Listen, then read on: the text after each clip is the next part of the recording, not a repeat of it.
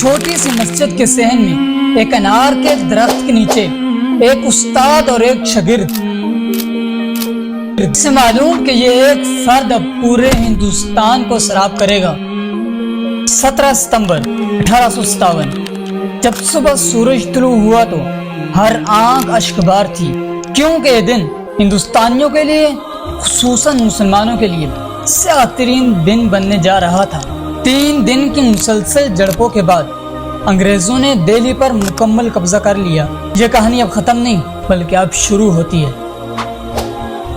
انگریزوں نے جامع مسجد دہلی کو اپنی فوجی چھاؤنی میں تبدیل کر دیا تھا۔ دہلی میں انگریزوں نے بڑے پیمانے پر قتل و غارت شروع کی، خاص طور پر مسلمانوں کا قتل عام شروع ہوا، ان کی ندیاں بہائی گئیں۔ ویسے ہی جیسے کہ آج فلسطین میں ہو رہا ہے، محلات، مساجد اور بازاروں کو مسمار کیا گیا، ہزاروں علماء کو شہر بدر کیا گیا، مورخین کے مطابق 50,000 علماء کو شہید کیا گیا، سینکڑوں علماء کو پھانسیاں دی گئیں یا کالا پانی کے جیل میں قید کیا گیا، کیونکہ وہ سمجھتے تھے کہ ہمارے خلاف لڑنے میں علماء نے ہی قیادت کی ہے۔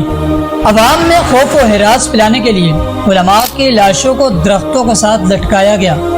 اس تباہی کا اندازہ اس بات سے لگایا جا سکتا ہے کہ 1857 سے پہلے صرف شمالی ہندوستان میں تقریباً 60,000 مدارس کام کر رہے تھے، اور 1857 کی جنگ میں انگریزوں نے 30 سے 40,000 مدارس کو یا بند کر دیا یا مسمار کر دیا تھا، جتنے کہ آج صرف پاکستان میں موجود ہیں۔ دہلی، لکھنؤ، آگرہ، کانپور، بنارس، بریلی، پٹنہ اور لاہور میں سب سے زیادہ مدارس کو نقصان پہنچا۔ ان سارے واقعات کو مد نظر رکھتے ہوئے مدرسہ رحیمیہ کے ایک فاضل مولانا قاسم نانوتوی رحمہ اللہ نے دارالعلوم دیوبند کی داغ بیل ڈالی۔ ایک چھوٹی سی مسجد کے صحن میں ایک انار کے درخت کے نیچے ایک استاد اور ایک شاگرد سے معلوم کہ یہ ایک فرد اب پورے ہندوستان کو سراب کرے گا۔ مولانا قاسم نانوتوی رحمہ اللہ کی جرت اور بہادری نے نہ صرف اپنا شہر بلکہ پورے ہندوستان کی تاریخ بدل ڈالی۔ ابتدائی طور پر چند ہی درجن طلباء تھے،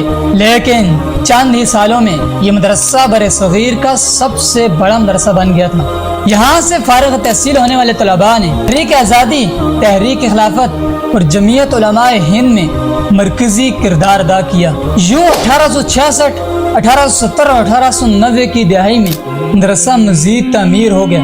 دارالعلوم دیوبند ایک مدرسہ نہیں بلکہ اب ایک تحریک بن چکی تھی۔ انگریزوں کی اس کے خلاف انتھک محنت کے باوجود بھی یہ تحریک کبھی رک نہ سکی۔ یہاں سے وقتاً فوقتاً تحریکیں جاری رہیں۔ تحریک آزادی، ریشمی رومال اور تحریک جمعیت علماء ہند جیسی تحریکوں کا اجرا بھی یہاں سے ہی ہوا تھا۔ بھائی ہند کے بڑے بڑے اکابر بھی یہیں سے فارغ تحصیل تھے۔ یوں یہ گلشن پھیلتا گیا اور آج بھی یہ مدرسہ 70 ایکڑ کے رقبے پر موجود ہے، اور یہاں آج بھی 5,000 طلباء زیر تعلیم ہیں۔